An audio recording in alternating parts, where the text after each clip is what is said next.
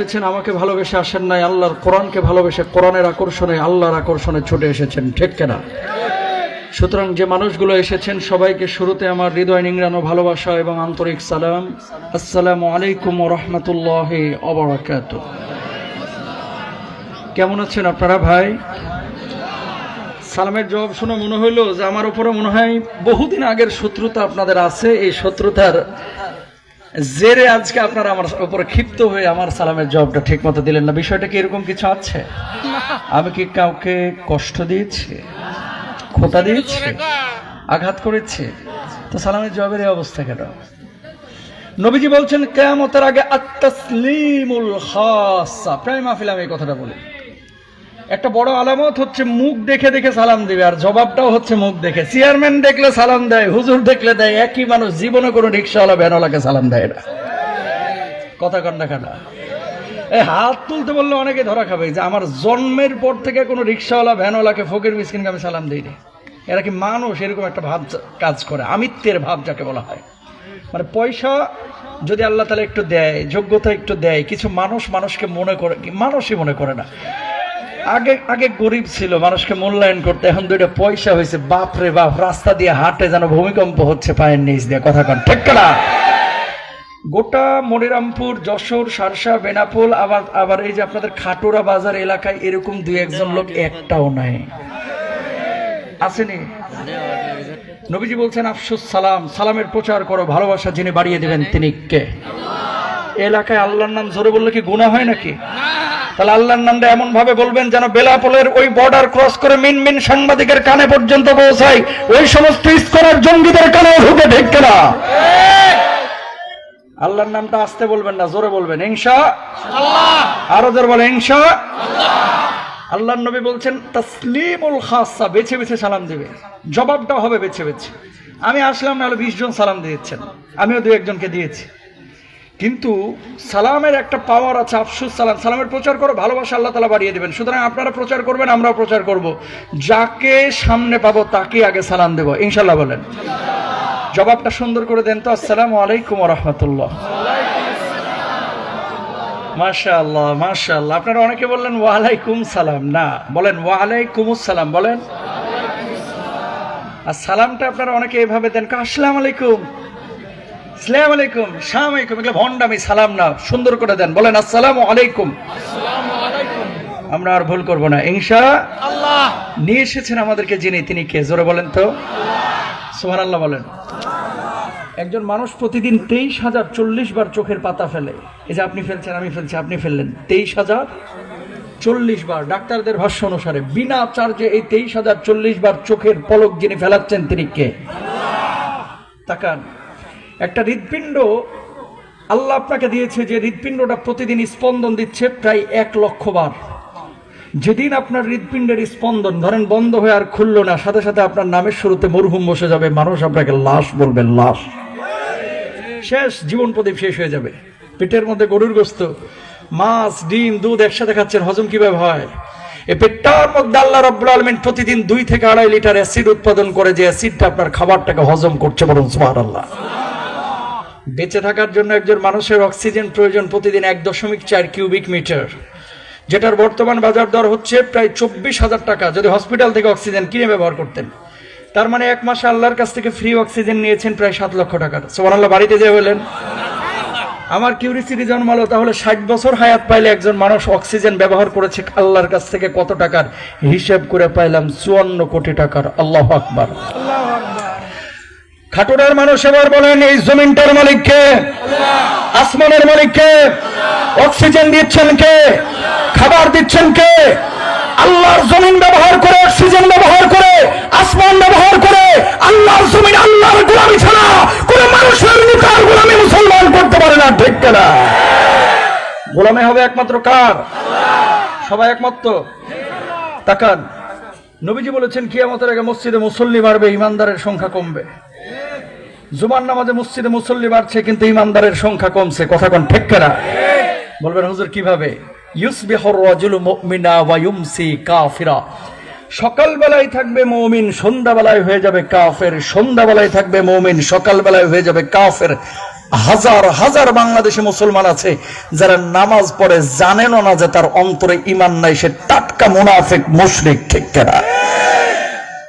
প্রমাণ দিব দু একটা, এটা পরে। তার আগে যারা বসেছেন কপালওয়ালা মানুষগুলোকে আল্লাহ বাইসা বাইসা নিয়েছে। কথা কয় না, বুঝেন নাই কি বলতে যাচ্ছি? ও ভাই, জান্নাতি বাগানে বসার জন্য যে কোনো মানুষ চাইলেই পারে না, আল্লাহর পক্ষ থেকে নির্বাচিত মানুষগুলো এসেছে বসেছে। ঠিক কিনা? কিছু লোক এখানে আসে না, কিন্তু চায়ের দোকানে বসে বসে গীবত কমিটির সভাপতির ভূমিকা পালন করতেছে। মাহফিলের সমালোচনা, কমিটির সমালোচনা, আয়োজকের সমালোচনা। কোরআন প্রেমিক কোন মানুষ কখনো কোন মানুষের সমালোচনা করবে না। বক্তা যেই হোক, আয়োজক যেই হোক, যেখানে আল্লাহর কথা হবে, নবীর কথা হবে, সেখানেই ছুটে যাবে পঙ্গপালের মতো। ঠিক কিনা? সুতরাং আল্লাহ তাআলা যে নিয়ে এসেছেন, হৃদয় মন জবানকে উজাড় করে বলেন আলহামদুলিল্লাহ। ঠিক আসমান থেকে কিছু ফেরেশতা নেমে আপনাদের উপরে রহমের ডানাগুলো বিছিয়ে দিয়েছেন। জোরে বলেন সুবহানাল্লাহ। আর আমার আল্লাহ রাব্বুল আলামিন বলছেন, মা ইয়াকুলু ইবাদি, ও আমার ফেরেশতারা, আরামের ঘুমকে হারাম করে কোন শীতের রাত্রে যে মানুষগুলো পঙ্গপালের মতো এই জায়গায় ছুটে এসেছে, কি বলে কি বলে কি করে কি বলে কি করে কি বলে। বাবা, আপনি কোরআন কেন, যদি মাদ্রাসা দান করতে আসেন, আমি কিন্তু এখন কষ্ট পাবো। যান বাবা, আপনার জন্য দোয়া করবো, আপনি যান প্লিজ, আপনার জন্য দোয়া করবো, দোয়া করবো বাবা, যান। ভাই, মানুষগুলো কেবল আসছে, একটা কথা বলবেন, আমি কিন্তু বাইরে করে দেবো মাঠ থেকে। ভালো লাগতেছে না, আপনি বাড়িতে যে ঘুমান। এই এত দূর পর্যন্ত আসা বাবার গল্প, খাজার গল্প, মাজারের গল্প, বাঁশখুঁটির গল্প করার জন্য না, ফাইজলামি করার জন্য না। চেয়ারটা আমার কাছে আমানত। কথা বলেন ঠিক? হাসিনারে নিয়ে 45 মিনিট খাবো, ওই হুজুর আমি না। হাসিনা যে খারাপ এটা জানে না কে? নতুন করে ওয়াজে বোঝানোর কি দরকার আছে মিয়া? বন্ধ করা দরকার আছে। 50 মিনিট 60 মিনিট খালি হাসিনা হাসিনা হাসিনা। কি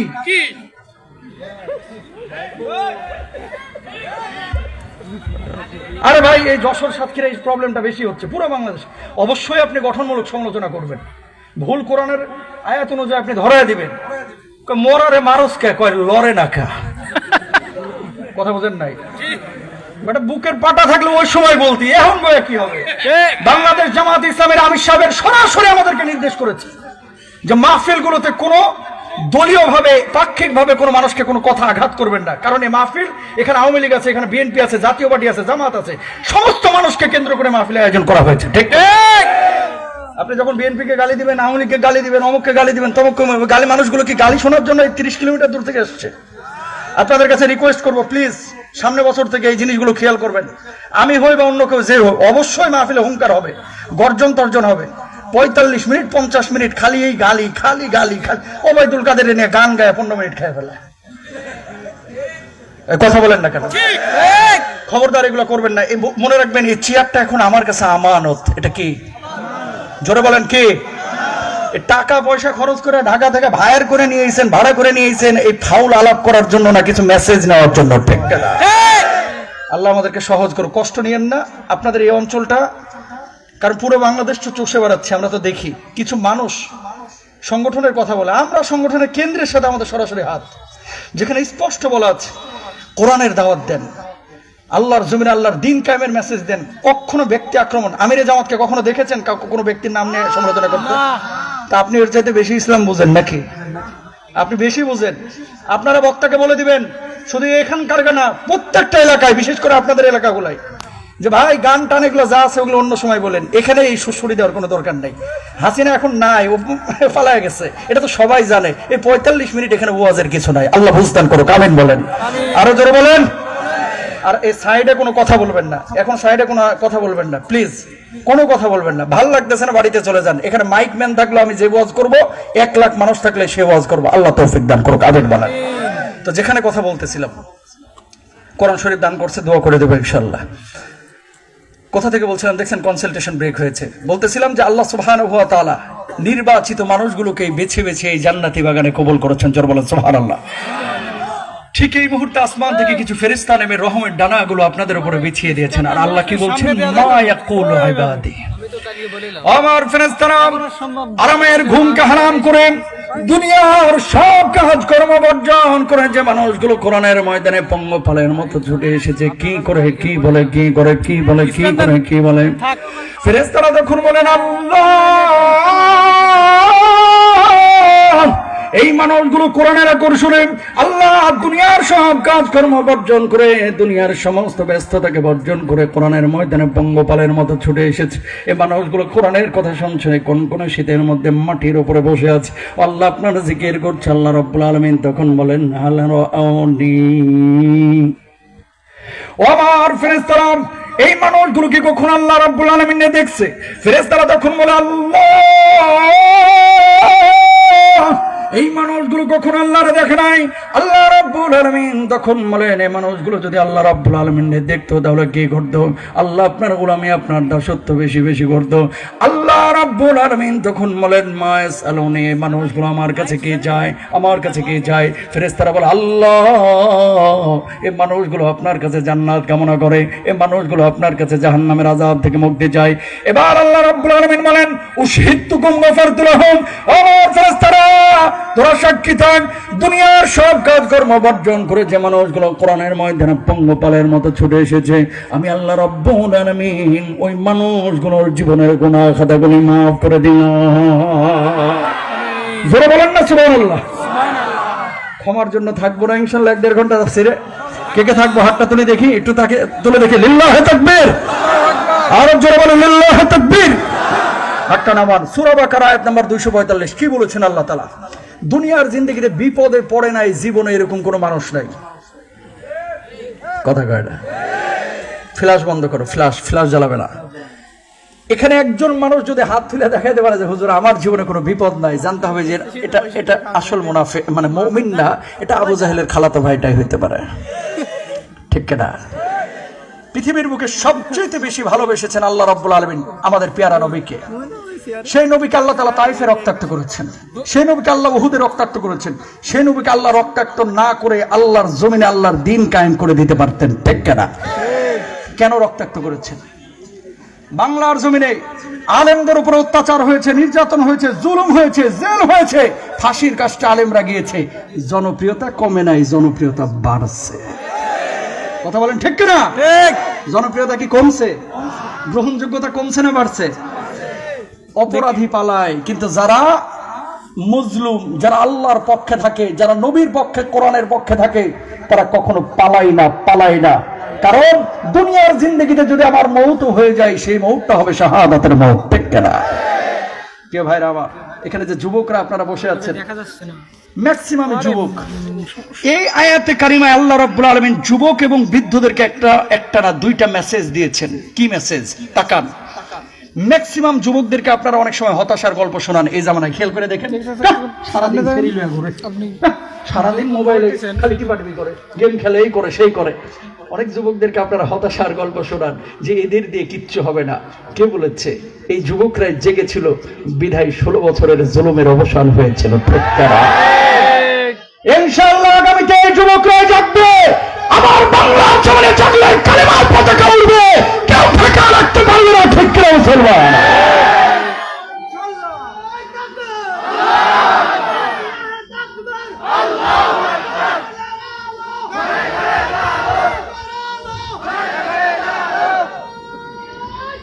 মাশাআল্লাহ। কি বলছেন আল্লাহ তাআলা? দুইটা জিনিস আপনার কাছে আয়াতে কারিমায় চেয়েছেন। আপনি মানুষের কাছে হাত পাতেন, কোনো মানুষ আপনাকে কিছু জিনিস দেয়, কোনো মানুষ দেয় না। কেউ দেয় আল্লাহর কাছে প্রতিদানের আশায়, কেউ দেয় সুদের আশায়, কেউ দেয় দুনিয়াবি কোনো উপকারের আশায়। আর আল্লাহ যদি আপনার কাছে কোনো জিনিস চায়, সেটার প্রতিদান কম না বেশি? বেশি। কেমন বেশি এবং কি চেয়েছেন এই আয়াতে আল্লাহ তাআলা সেটা বলে দিয়েছেন। জোরে বলেন সুবহানাল্লাহ।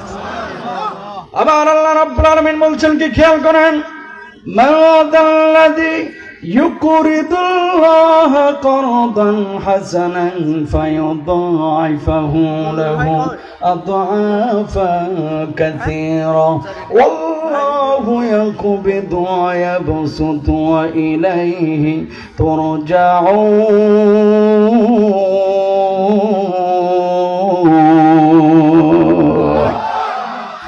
আল্লাহ রাব্বুল আলামিন বললেন, যে ব্যক্তি আল্লাহ রাব্বুল আলামিনকে দুনিয়ার জিন্দেগিতে ঋণ দিবে, আল্লাহ রাব্বুল আলামিন তার জন্য দ্বিগুণ বদলার ব্যবস্থা করবেন, 3 গুণ বদলার ব্যবস্থা করবেন। কিয়ামতের ময়দানে আল্লাহ রাব্বুল আলামিন বহু গুণ বদলা দিবেন। বদলা বাড়াইয়া আল্লাহ রাব্বুল আলামিন ওই মানুষটার জন্য চূড়ান্ত জান্নাতের ফয়সালা করে দিবেন। জোরে বলেন সুবহানাল্লাহ। আয়াতটা যেদিন নাজিল হইল সাহাবীরা সন্দেহের মধ্যে পড়ে গেছে, কনফিউশনের মধ্যে পড়ে গেছেন। আল্লাহর নবীকে বললেন, ওগো নবীজি, আল্লাহ আসমান বানাইছে, জমিন বানাইছে, সে আল্লাহ কেন মানুষের কাছে ঋণ চাইছে? কিছুই তো বুঝলাম না। আল্লাহর নবী জবাব দিলেন, সাহাবীরা রে, আল্লাহ রাব্বুল আলামিন তোমাদের কাছে টাকা চাই না, পয়সা চাই না, বাড়ি চাই না, গাড়ি চাই না, কর্জে হাসানাদের বুঝিয়েছেন। আল্লাহর জন্য যেখানে জানের প্রয়োজন সেখানে জান দিবা, আল্লাহর জন্য যেখানে মালের প্রয়োজন সেখানে মাল দিবা। আল্লাহ রাব্বুল আলামিন ওই জান আর মালকে কর্জে হাসানা বুঝিয়েছেন। বলুন সুবহানাল্লাহ। আয়াতের তাফসীর করতে গিয়ে ইবনে কাসির রাহিমাহুল্লাহ উল্লেখ করছেন, কিয়ামতের ময়দানে এক শ্রেণীর মানুষ কপালগুলো ঘরমাক্ত হয়ে যাবে। আজ আমার কি হয়, আজ আমার কি হয়, মানুষগুলো চিন্তার মধ্যে পড়ে যাবে। এমন মুহূর্তে আল্লাহ রাব্বুল আলামিন ওই মানুষগুলোকে ডাক দিবা, এই বান্দা। মানুষগুলো আল্লাহর সামনে তখন দাঁড়াবে। আল্লাহ রাব্বুল আলামিন জান্নাতের দরজাগুলোর দিকে লক্ষ্য করে বলবে, দেখ দেখ, এগুলো কিসের দরজা? মানুষগুলো বলবে, আল্লাহ, এই দরজাগুলো জান্নাতের দরজা। আল্লাহ রাব্বুল আলামিন ওই বান্দাদেরকে লক্ষ্য করে বলবে, আজকে তোদের কোনো হিসাব নাই রে, কোনো হিসাব নাই, যা যা, জান্নাতের যেই দরজা দিয়ে খুশি সেই দরজা দিয়ে আমার জান্নাতে চলে যা। বলুন সুবহানাল্লাহ। মানুষগুলো অবাক হয়ে তাকায় থাকবে, আল্লাহ, কি এমন কাজ করেছিলাম দুনিয়ার জিন্দেগিতে যার জন্য আজকে বিনা হিসাবে জান্নাত দিলেন? আল্লাহ জবাব দিবে, গোলাম, দুনিয়ার জিন্দেগিতে আমি অসুস্থ ছিলাম, আমার সেবা দিয়েছিলে, আমার খাবার ছিল না, আমার জন্য খাবারের ব্যবস্থা করেছিলে, পানি ছিল না, পানির জন্য ব্যবস্থা করেছিলে, আমার এই খাটুরা বাজারে মসজিদ ছিল না, আমার জন্য ঘর নির্মাণ করে দিয়েছিলে, আমার জন্য বুকের তাজা রক্ত ঢেলে দিয়েছিলে, আমার জমিনে আমার কোরআনটাকে বাস্তবায়ন করার জন্য জানটাকে উৎসর্গ করেছিলে। আমি আল্লাহ রাব্বুল আলামিন দুনিয়ার জিন্দেগির এই সমস্ত জিনিসগুলোকে কর্জে হাসানা হিসেবে গ্রহণ করে আমি আল্লাহ তাআলা তোদের জন্য আজকে বিনা হিসেবে জান্নাতের ফয়সালা করে দিয়েছি। বলুন সুবহানাল্লাহ। কলিজার ভাইরা আমার, টাকা দেওয়ার মতো অনেক মানুষ বাংলার জমিনে এখন আছে। মসজিদের মধ্যে টাকা দিলেও মসজিদ চলে, টাকা আপনি না দিলেও আল্লাহর মসজিদ আল্লাহ চালাইবেন, অন্য কাউরে দিয়ে হয়তো বা পরিচালনা করবেন। আপনাদের পাশের যে মাদ্রাসাটা আছে, অনেকে 2টা টাকাও বছরে দেন না, অথচ এই মাদ্রাসা কিন্তু চলতেছে ভাইদের সহযোগিতায়, পরিশ্রমের কারণে কোনো না কোনো ভাবে আল্লাহ রাব্বুল আলামিন চালায়া দিচ্ছেন। দুনিয়ার জিন্দেগিতে দিনে কোনো কাজে আপনি অংশগ্রহণ যদি না করেন, এটা আপনার জন্য ক্ষতি, আপনি ব্যর্থ হলেন। আপনি অংশগ্রহণ করলে আপনি কপালওয়ালা, যদি না করেন আপনার চাইতে কপাল পোড়া আল্লাহর জমিনে আর নাই। ঠিক কিনা?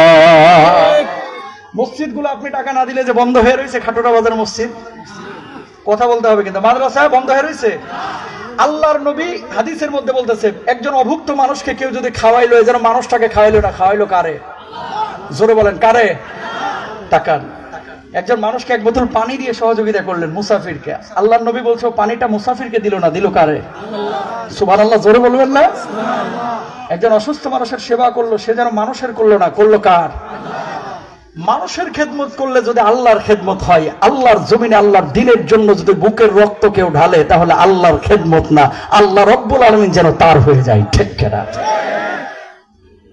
আবু সাঈদরা যে বুকটা পেতেছিল, এটা কিন্তু ঈমানের তাগাদাই, শাহাদাতের তামান্না নিয়ে পেতেছিল। ঠিক কিনা?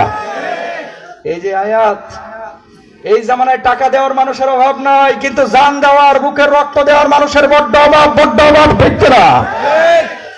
ভাইরা আমার, গোটা পৃথিবীর মুসলিম বিশ্ব নিয়ে একটা সূক্ষ্ম ষড়যন্ত্র ইহুদি খ্রিস্টানরা করতেছে, এটা আপনি জানেন না। তাকান, নামাজ, রোজা, হজ, যাকাত এগুলো ইসলামের পার্ট, কিন্তু ইসলামের সব এই 4-5টা জিনিস না। কথা কয় না?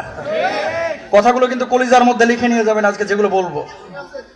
নামাজ, রোজা, হজ, যাকাত এগুলো ইসলামের পার্ট, কিন্তু ইসলামের সব না। ইসলামের আরো অনেক বিষয় আছে। সারা পৃথিবীর বুকে মুসলমানদেরকে আমাদের এই পাক ভারত উপমহাদেশে বাঙালি মুসলমান এবং অন্যান্য মুসলমানদের বোঝানো হয়েছে যে নমাজ পড়, রোজা কর, হজ কর, জাকাত দে, আর হাসতে হাসতে জান্নাতে চলে যা। তাহলে 6666টা আয়াতের অন্য বিধানগুলোর কি হবে? কথা কয়টা? এই জন্য দেখবেন নামাজ পড়ে সামনের কাতারে কপালে 6 ইঞ্চি কালো দাগ মাগার সুদের ডিলার লিয়ে বয়ে রয়েছে খাটুরা বাজারে। কথা কয় না? আছে না নয়? ও বুঝে যে নামাজটা পড়লে আমি জান্নাতে যাব, কিন্তু সুদ খাওয়া যে হারাম ওটাও যে আল্লাহ কোরআনে বলেছে, ওটা কিন্তু চাচা ভুলে গেছে। এদিকে নামাজ পড়ে সামনের কাতারে, ওইদিকে ছেলের ব্যাংকে এই সরকারি চাকরির জন্য ব্যাংকে রাখছে 21 লাখ টাকা। কয় লাখ? 21 লাখ। মাঝে মাঝে জুমার পরে হুজুরের কাছে দোয়া চাই, হুজুর ছেলেটার লাগে দোয়া করেন, এবার একটা লাইন পাইছি, শক্ত লাইন, এবার না হলে আর হয় না। তো শক্ত লাইন কি? একটা লিডার পাইছি, মাত্র 21 লাখ চাইছে হুজুর, এবার যেন হয়ে যায়। এদিকে দিচ্ছে ঘুষ দিয়ে চাকরি, ওইদিকে দোয়া যাচ্ছে জুমার নামাজের পরে, মাথার উপরে ঠাডা পড়বে বদমাইশ, ঠিক কিনা? তার মানে এই যে ঘুষ যে হারাম, এটা কিন্তু অনেকে বোঝে না। নামাজ পড়তেছে বউকে পর্দা করায় না, নামাজ পড়তেছে আল্লাহর জমিনে আল্লাহর কোরআনের আইন বাস্তবায়নের জন্য, ন্যূনতম চিন্তা ফিকিরও নাই। এই এলাকায় যদি হিন্দুও ভোটে দাঁড়ায়, অনেকে আছে হিন্দুকে ভোট দেয়। কথা বলেন না কেন? তাকান, হিন্দুরা আমাদের শত্রু না। আবারও বলি, বুঝেন, হিন্দুরা আমাদের শত্রু না। ওয়ালা তাসুবুল্লাযীনা ইয়াদউনা মিন দুনিল্লাহ, আল্লাহ বলেছেন কোন মুসলিম যখন তাদের মন্দিরে গিয়ে মূর্তি পূজা করবে, খ্রিস্টানরা যখন গির্জায় গিয়ে গির্জা করবে, তারা উপাসনা করবে, এই অমুসলিমদেরকে গালমন্দ করো না, তাহলে তোমার সত্য আল্লাহকে তারা গালমন্দ করবে। আল্লাহ নিষেধ করেছে। অমুসলিমদের সাথে ভালো আচরণের কথা আল্লাহ বলেছে, ইহুদি খ্রিস্টানদের সাথে ভালো আচরণের কথা আল্লাহ বলেছে। হিন্দুদেরকে আমরা জামায় আদরে রেখেছি, কাউকে আমরা আঘাত করতে বলি না। 5 আগস্টের পরে মাদ্রাসার ছাত্ররা মন্দির পাহারা দিয়ে ফজরের নামাজ মন্দিরের সামনে যায় নামাজ বেঁধে পড়েছিল। আর এই 5 আগস্টের পরে ইসকনের কিছু জঙ্গি আমার সাইফুল ইসলাম আলিফকে জবাই করেছে, চট্টগ্রামের মসজিদ ভেঙেছে। হিন্দুরা এই জমিনে থাকবে, ইসকনের কোন জঙ্গিকে এই জমিনে রাখা যাবে না, ঠিক না? এই ইসকনের জঙ্গিগুলো কিন্তু বাংলার জমিনে ইসলাম চায় না, এরা হিন্দু ধর্ম ঠিক মতো চায় না। কি চাচ্ছে জানেন? নামাজ, রোজা, হজ, জাকাত, এই 4-5টা বিষয়কে হুজুরদের মাথার মধ্যে ঢুকায়া দিয়া, সাধারণ মানুষের মধ্যে ঢুকায়া দিয়া এদেরকে বলতেছে জিহাদ টিহাদের দরকার নাই, সুদ ঘুষ ছাড়ার দরকার নাই, নারীবাজি করা এটা ছাড়ার দরকার নাই, মদ টদ ছাড়ার দরকার নাই। এই জন্য ঘুরায় ফিরে 4-5টা আমলটাকে আমাদের বাংলার জমিনের মানুষ করে, অন্যান্য অনেক ফরজ বিধানগুলোকে বাংলার জমিনের মানুষ তরক করে, ঠিক না? বলবেন হুজুর কেমনে? রব্বুল আলামিন কি বলছেন খেয়াল করেন, আফাতুমিনুনা বিবাদিল কিতাবি ওয়া তাকফুরুনা বিবাদ। বলুন আল্লাহু আকবার। কোরআনুল কারীমের কিছু আয়াত মানে, কিছু আয়াত মানে না। যেটা ভাল লাগে এটা মানে, যেটা ভাল লাগে না এটা মানে না। 400 বছর প্রথমেই ক্ষমতায় ছিল নমরুদ, প্রথম 400 বছরে একটা বারের জন্য নিজের খোদা দাবি করে নাই। 400 বছর পরে নমরুদের আশপাশের মানুষগুলো বলল, ও বাবা 400 বছর আপনি আমাদের খাওয়াচ্ছেন পড়াচ্ছেন, নিজের খোদা দাবি করলেই তো পারেন। নমরুদকে শয়তানের লারা মারলো, তাই তো 400 বছর আমি খাওয়াচ্ছি পড়াচ্ছি, কেন আমি নিজের খোদা দাবি করবো না? সবাই আমার খোদা মানে নিল। বাবা আপনি খোদা, নাউজুবিল্লাহ বলবেন না। একদিকে বাবা আর একদিকে কি? বাবা আপনি খোদা, সব মানে নিল। ইমানদাররা সব সময় কিন্তু বিপরীতমুখী চলে, স্রোতের উল্টা দিকে। খেয়াল করেন, যারা মুজাহিদ, যারা আল্লাহর জমিনে আল্লাহর দ্বীন কায়েম করতে চায়, এই মানুষগুলোর সংখ্যা সব সময় কমই হয় না, সংখ্যায় কম হয়, কিন্তু ইমানের জোর ওই জালেমদের চাইতে অনেক বেশি হয়, ঠিক না? তাকান, সবাই মেনে নিল, একজন মানে না রাজ্যের, তার নাম হচ্ছে ইব্রাহিম। পুলিশ বাহিনী পরবর্তী দিন ধরে নিয়েছে নমরুদের কাছে। বাবা সবাই তো আপনারা মানলো খোদা, এই বেটা তো মানে না। কয় নাম কি? কয় ইব্রাহিম। ইব্রাহিম এদিকে আসো, সমস্যাটা কি? ইব্রাহিম আলাইহিস সালাতু ওয়াস সালাম জবাব দিলেন, নমরুদ ইদ ক্বালা ইব্রাহিম রাব্বি আল্লাযী ইউহয়ী ওয়া ইউমীত।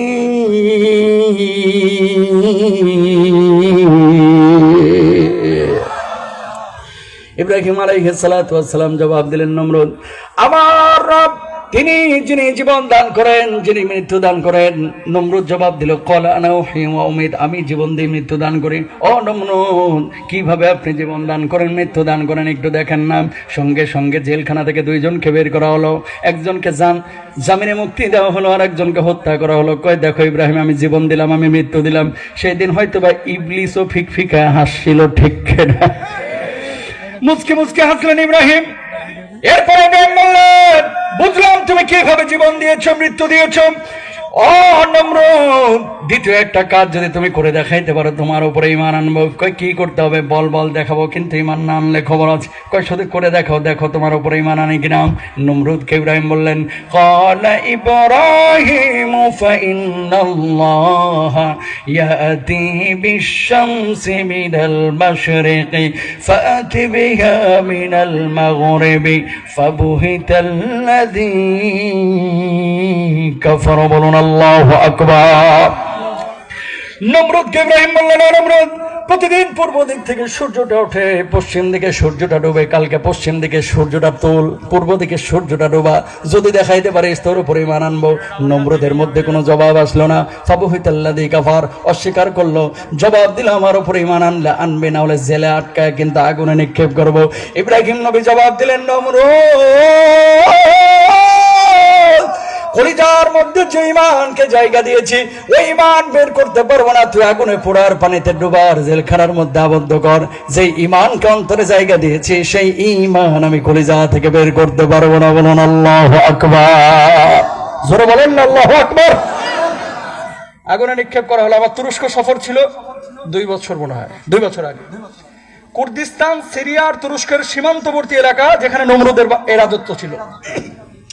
কুর্দিস্তান মানে বুঝেন, ইরাকের কিছু এলাকা, সিরিয়া আর তুরস্কের সীমান্তবর্তী এলাকা। এটা নিয়ে আরটিভিতে ডকুমেন্টারি করেছিলাম, আপনারা হয়তো অনেকে দেখেছেন, ইউটিউবে আছে। বিশ্ববিদ্যালয়ের টিচার ছিল ওখানকার, কুর্দিস্তানের।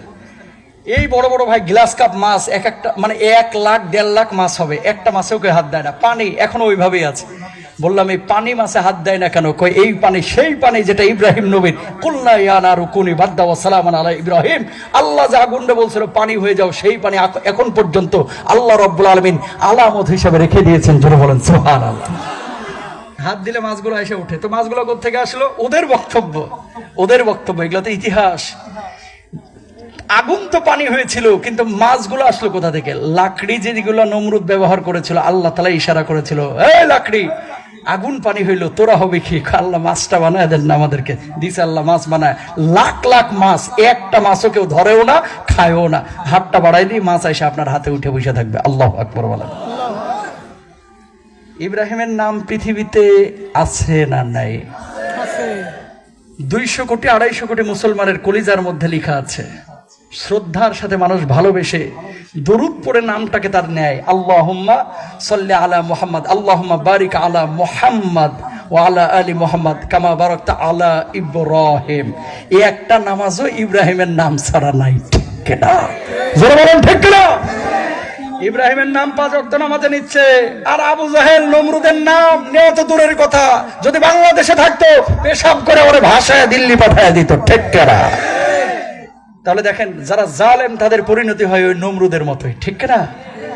আয়াতটা যেদিন নাজিল হয়েছে, খেয়াল করেন, আবু বকর গেছে মদিনার বাজারে, খাটুরা বাজার যেরকম, কিছু লোক আছে দেখবেন, বাজার কিন্তু নিকৃষ্ট জায়গা, আল্লাহর অপছন্দের জায়গা। যত পারবেন বাজারে কম আড্ডাবাজি করবেন, ইনশাল্লাহ বলেন ইনশাল্লাহ। বাজারে যাবেন অবশ্যই, ফ্ল্যাশ বন্ধ করো, বাজারে অবশ্যই যাবেন, তাকান, অবশ্যই যাবেন কেনাকাটার জন্য, প্রয়োজন মেটানোর জন্য। কিছু লোক আছে কোনো কাজ নাই, ওইদিকে জসিম সাবানা সিনেমা ছেড়ে দিয়েছে টেলিভিশনে, এই বিড়ি খাইতেছে একটার পর একটা, আর চা 5 টাকার চা ভাই 1.5 ঘন্টা খাতির জমায় খাইতেছে। কথা বলেন ঠিক না? দোকানের মধ্যে বসে বসে গিবত কমিটির সভাপতির ভূমিকা পালন করতেছে। কয় জামালের ছেলে কি বলছে, কামালের ছেলে কি বলছে, মফিজের মাইয়া কি করছে, কার ছেলে কার সাথে ভাগছে, কার বউ এভাবে গেছে ওই গেছে। এগুলো নিয়ে গিবত বাজারে হয় কি হয় না? এই জন্য নবীজি বলছে যে বাজারে সময় কম দাও, মসজিদে সময় বেশি না কম? বেশি।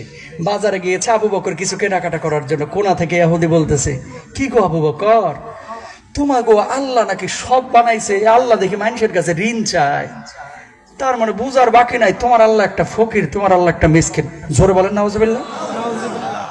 নরম মেজাজের আবু বকর তো একটু গরম হয়েছে, জিব্বা সামলায় কথা বলবে, আয়াতের অপব্যাখ্যা করস কা।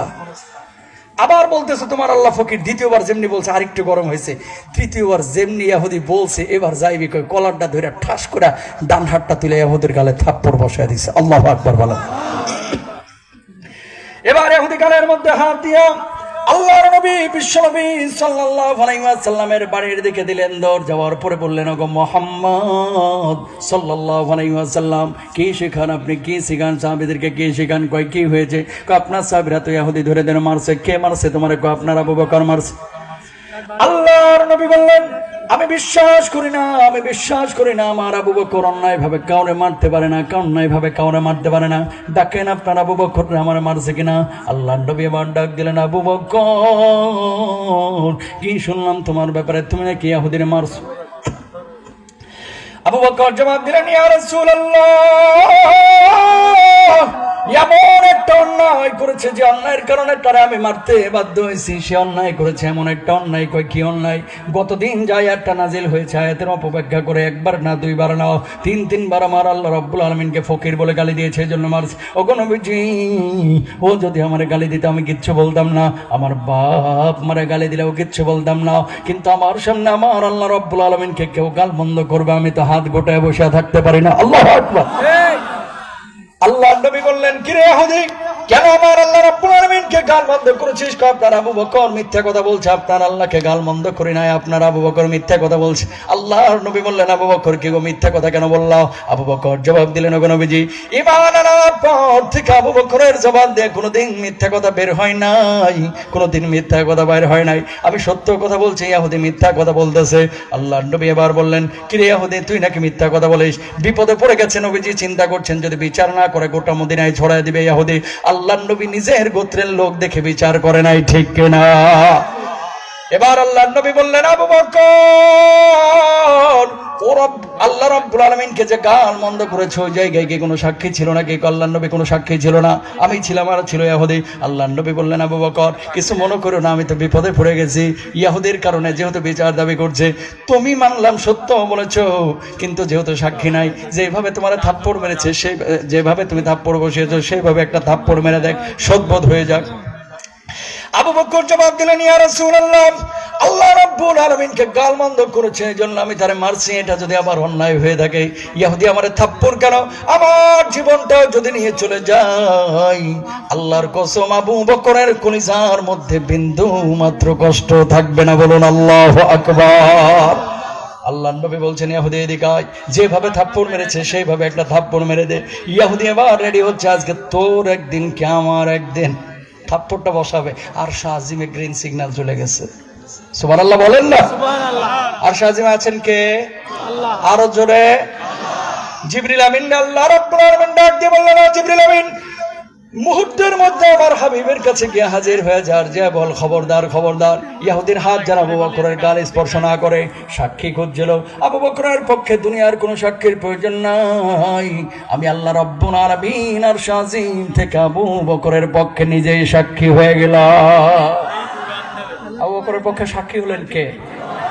আয়াত নাজিল হয়ে গেল 4 নম্বর পারা 13 নম্বর পৃষ্ঠা শুরুর অংশ, লাকাদ সামিআল্লাহু কাওলাল্লাযীনা ক্বালু ইন্নাল্লাহা ফাকীরুন ওয়া নাহনু আগনিয়া।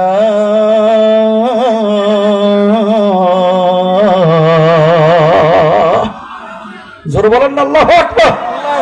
আমার আল্লাহ রাব্বুল আলামিন তার কথা শুনেছেন যে আমার আল্লাহকে ফকির মিসকিন বলে গালি দিয়েছে। আমার আল্লাহ ফকির না মিসকিন না, যারা গাল মন্দ করেছে, তুচ্ছ তাচ্ছিল্য করেছে, দুনিয়ার জিন্দেগিতে সব চাইতে বড় বড় ফকির মিসকিন কুলাঙ্গার হচ্ছে ওই মানুষগুলাই, ঠিক কিনা? জবাব এবার আপনারা দেন। আবু বকর আপনার আমার চাইতে নামাজ কম পড়তো না বেশি? রোজা তো 2টা কম করতো, তাহাজ্জুদ কম না বেশি? মাশাআল্লাহ, 80 রাকাত 70 রাকাত তাহাজ্জুদ পড়া লিডারও আমাদের দেশে আছে, ঠিক কিনা? ঠিক। ইবলিসও বিশ্বাস করবে কথা বুঝেন, সাধারণ মানুষের কথা বাদ, ইবলিস বিশ্বাস করবে না, বিশ্বাস করবে না। কেন বললাম এই কথাটা? আপনার এলাকায় কিছু যুবকের এখন পরিবর্তন দেখা যাচ্ছে, আলহামদুলিল্লাহ বলেন না?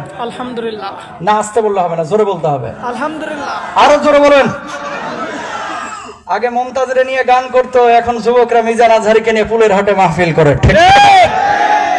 আগে যুবকরা গান করতো, যাত্রাপালা গান করতো, এখন যুবকরা মোবাইলে হুজুরদের ওয়াজ শোনা, ওই নায়ক নায়িকাদের চাইতে হুজুরদের ভক্ত যুবকরা এখন বেশি। ঠিক কিনা ভাই? দেখান এই পরিবর্তন থেকে যুবকরা কিছু দাড়ি রাখা শুরু করছে, আছে না? টাকনুর নিচে কাপড় পরতে এখন উপরে পড়া শুরু করছে, জুব্বা টুপি পাঞ্জাবি পরা শুরু করেছে, 5 ওয়াক্ত নামাজটা পড়তেছে, সুন্নতের উপরে চলতেছে। কিছু চাচার ঘুম হারাম চায়ের দোকানে বসে বাঁকা চোখে থাকা, কি রে জামাত শিবিরে যোগ দিছস কবে? কথা কয় না। আছে না নাই? কোরআনের কিতাব, এই কিতাব এটাকে জিহাদি কিতাব বানানো হয়েছে বাংলার জমিনে। জঙ্গিবাদের ট্যাবলেট খাওয়ায় অনেক নাস্তিক মুরতাদ এই বাংলার জমিনে সাধারণ মুসলমানদেরকে এই কিতাবটাকে জঙ্গির কিতাব হিসেবে উপস্থাপন করেছে। ঠিক কিনা? অতীতের কথা বলতেছে। তাকান, দাড়িটা কিন্তু বুঝে শুনে রেখেছি, কথা কয় না। টুপিটা কিন্তু বুঝে শুনে পড়েছি, কোরআনটাকে বুঝে শুনে বুকের পাশে জায়গা দিয়েছি। সুতরাং কেউ যদি দাড়িকে বলে জঙ্গির দাড়ি, টুপিকে কেউ যদি বলে জঙ্গির টুপি, জুব্বাকে কেউ যদি বলে জঙ্গির জুব্বা, কোরআনকে কেউ যদি বলে জিহাদি ভাই, 1000বার জঙ্গি হব, দাঁত ভেঙে জবাব দিব, আল্লাহ আল্লাহ নবীকে কষ্ট দিতে পারবো না। ঠিক কিনা?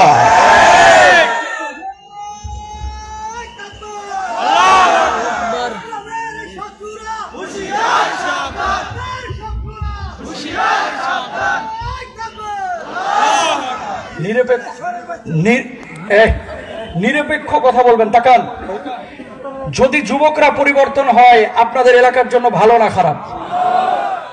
মনে রাখবেন, যুবক পরিবর্তন হলে এলাকায় কোনো পাপাচার সংগঠিত হতে পারবে না। যুবকরা যদি পরিবর্তন হয়, গোটা যশোর, বেড়াপোল, সারসা যুবকরা যদি চায় যে এই ছাত্র আন্দোলনের মতো যে এই অঞ্চলে মাদকের কোনো কারবার হতেও দেব না, করবো না, যারা করবে টেন্ডু ভেঙে হেলাইবো, দেখবেন 7 দিনও লাগবে না, গোটা মাদক শেষ।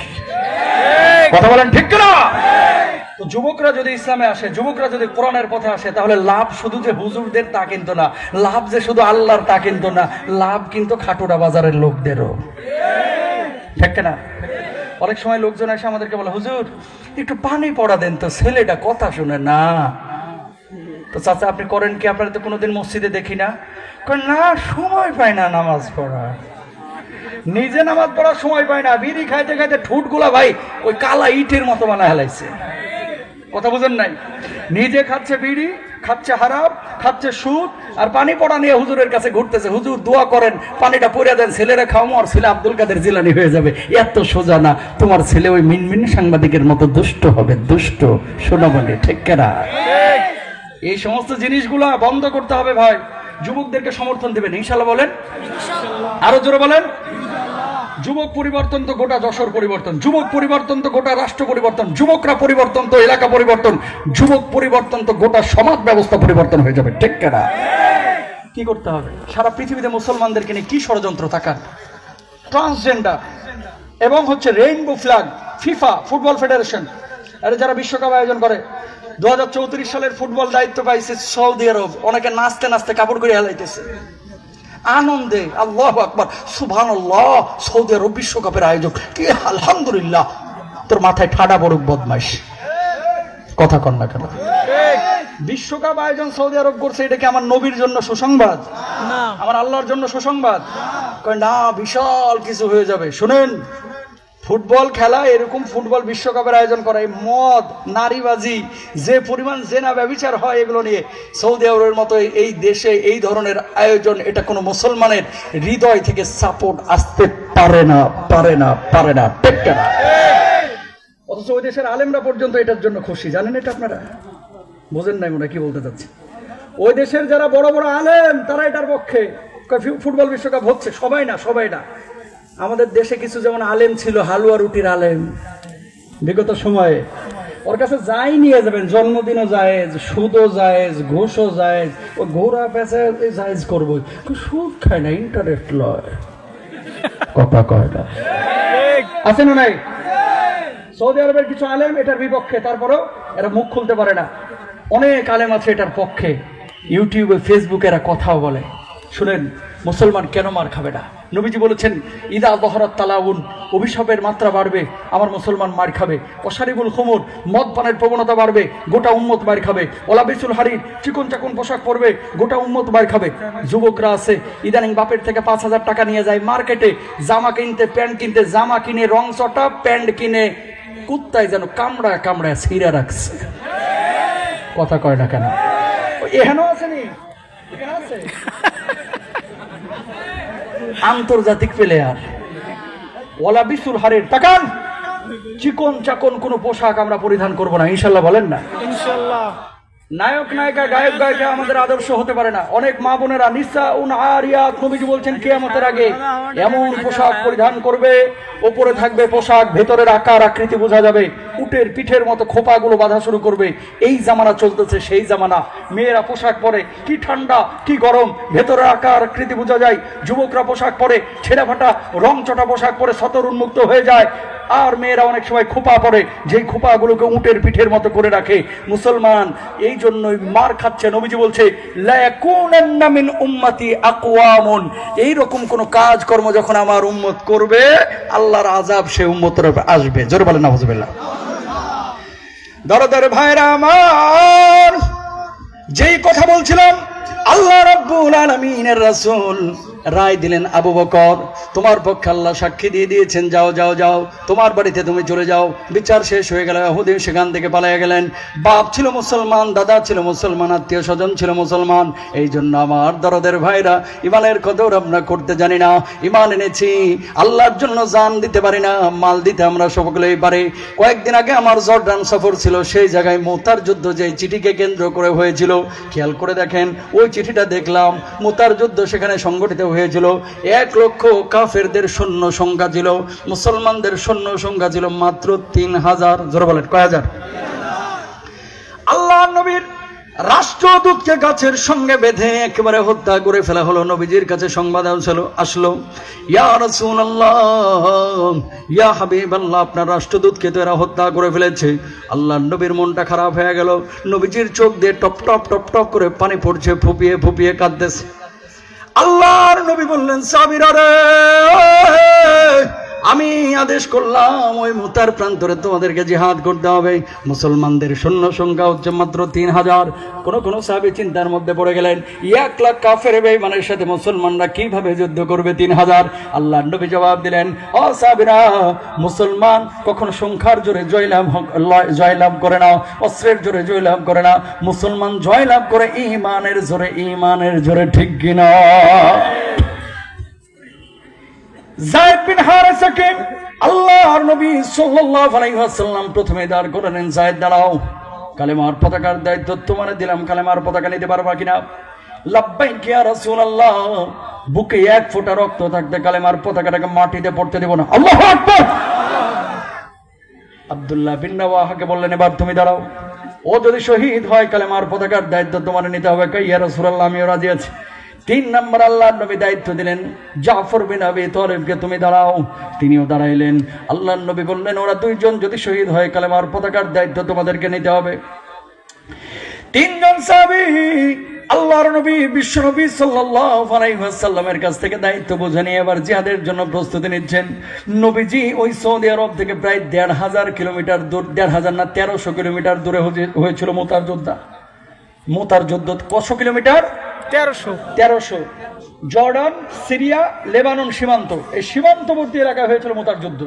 1300 কিলোমিটার মদিনা থেকে সমস্ত সাহাবীদেরকে নবীজি আগায়া দিচ্ছেন। 3 জন সাহাবী যাদেরকে কালেমার পতাকার দায়িত্ব দেওয়া হয়েছে, চোখ দিয়ে টপ টপ টপ টপ করে পানি পড়তেছে আর হাঁটতেছে আস্তে আস্তে। নবীজি দূর থেকে খেয়াল করছে, কিরে কান্দে কেন? এই এদিকে আসো। বউ বাচ্চা ছেড়ে চলে যাচ্ছে এই জন্য কাঁদতেছো? বাড়ির বাপ মাকে ছেড়ে চলে যাচ্ছে এই জন্য কাঁদতেছো? 3 জন সাহাবী জবাব দিলেন, ইয়া রাসূলুল্লাহ, বউ বাচ্চা ছেড়ে যাচ্ছে এই জন্য কাঁদি নাই। দায়িত্ব 3 জনকে দিয়েছেন, সবাই বুঝে গেছে আমরা শহীদ হব, আমরাও জানি আর ফিরে আসবো না মদিনার বুকে। বউ বাচ্চার জন্য কাঁদতেছি না, বাড়ির জন্য কাঁদতেছি না, কাঁদতেছি শুধুমাত্র একটাই কারণে, আপনার নূরানি মুখখানা আর দেখতে পাবো না। আল্লাহ! কি ছিল নবীর প্রেম, ভালোবাসা। জিহাদের ময়দানে গিয়েছেন, যায়েদ বিন হারেসাকে কোপায় মেরে ফেললো কাফেররা। আব্দুল্লাহ বিন রাওয়াহাকে কোপায় মেরে ফেললো। তৃতীয় পর্যায়ে দায়িত্ব নিয়েছেন জাফর বিন আবি তালেব। সংক্ষেপে বলছি, ডান হাতে বসানো হলো কোপ, ডান হাতটা কেটে পড়ে গেছে। বাম হাত দিয়ে কালেমার পতাকা ধরছে, বাম হাতে কোপ দিল, বাম হাত কেটে পড়ে গেল। বাহু দিয়ে ধরলো কালেমার পতাকা, পথ করে উঠতেছে, বাহুর উপরে কোপ দেওয়া হলো, লুটায় পড়ে গেল, দাঁত দিয়ে কামড়ায় ধরে রাখলেন। এমন ভাবে কোপানো হলো, একটা না দুইটা না 92টা তরবারির কোপ জাফর বিন আবি তালেবের গায়ের উপরে বসানো হয়েছিল। আল্লাহু আকবার। ওহির মাধ্যমে নবীজির কাছে সংবাদ পৌঁছালো, ইয়া রাসূলুল্লাহ, আপনার জাফর বিন আবি তালেব শহীদ হয়ে গেছে। একটা না 92টা তরবারির কোপ দেওয়া হয়েছে, গাল, এই বুক, পিঠ সব কেটে একেবারে চৌচির হয়ে গেছে, রক্তক্ষরণ হয়ে মারা গেছে। নবীজির এই দৃশ্যপাট ওহী মারফত দেখে মনটা খারাপ। নবীজি তো মসজিদে নববীতে বসা, যুদ্ধ হচ্ছে জর্ডানে। আল্লাহর নবী হঠাৎ আকাশের দিকে তাকায় বলছেন, ওয়ালাইকুম আসসালাম। সাহাবীরা বলছেন, ইয়া রাসূলুল্লাহ, কারও দেখলাম না, কাকে আপনি সালামের জবাব দিলেন? আল্লাহর নবী বললেন, মুতার প্রান্তরে আমার 3 জনই শহীদ হয়েছে সেনাপতি। আল্লাহ তাআলা তাদের শাহাদাতে এমন খুশি হয়েছেন, আমার জাফরের শরীরে 92টা তরবারির কোপ দেওয়া হয়েছে, 2 হাত কেটে পড়ে গেছে, কালেমার পতাকা ধরে রেখেছিল। আল্লাহ রাব্বুল আলামিন এত খুশি হয়েছেন, ওই 2 হাতের জায়গায় জান্নাতি পাখির 2টা বাহু লাগায় দিয়েছে। জাফরকে হাজার হাজার ফেরেশতা সম্বর্ধনা দিয়ে জান্নাতে নিয়েছে। যখন জান্নাতে যাচ্ছিল, আমি নবীকে এই জায়গায় সালাম দিয়ে জান্নাতে গিয়েছে। বলুন আল্লাহু আকবার। দেখেন, একদিকে দুনিয়া আর একদিকে হচ্ছে ঈমান। একটাবার কল্পনা করেন তো, আজকে খাটুরা বাজারের এই মাহফিলে যদি নবীজি থাকতো আর যদি এরকম বলতো, দাঁড়াও, ভারতে গিয়ে যুদ্ধ করতে হবে কলকাতায়, এই আব্দুল্লাহ দাঁড়াও, দাঁড়ায় বলবো, আল্লাহ নবী, আমার তো ওই মেয়ের দাখিল পরীক্ষা। কথা কন না কেন? তুমি দাঁড়াও, আল্লাহ নবী, আমার তো দোকানের ওই ধান চালগুলা কি ধান পেকে গেছে ক্ষেতের ভিতরে, ধান না কেটে কিভাবে জিহাদে যায়? বাঙালির হাত হচ্ছে 3টা, ডান হাত, বাম হাত, অজু হাত। আর সাহাবীরা একদিকে ঈমান আর একদিকে হচ্ছে দুনিয়া, দুনিয়ার সব ছেড়েছে, ঈমান ছাড়ে নাই। আল্লাহু আকবার, জোরে বলেন।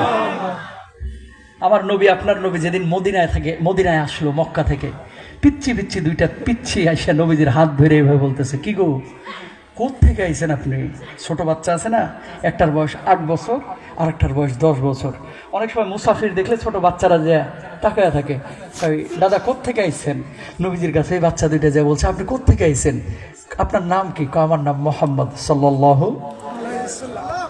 আপনি কোত্থেকে আইছেন? আমি মক্কা থেকে এসেছি। একবারে চলে এসেছেন? হ্যাঁ। আপনারা দেখলাম সব মানুষ সালাম কালাম দিল, সম্মান ইজ্জত করলো, নিজের জায়গা ছেড়ে আপনি এত দূরে আসলেন কেন? বাবা, আমাকে জালেমরা জুলুম করে অত্যাচার করে মাতৃভূমি থেকে তাড়িয়ে দিয়েছে। আপনার মতো ভালো মানুষকেও তাড়িয়ে দিয়েছে? ছোট্ট বাচ্চা বলতেছে 2 জন, হ্যাঁ তাড়িয়ে দিয়েছে। সবচেয়ে বেশি জুলুম করেছে কে?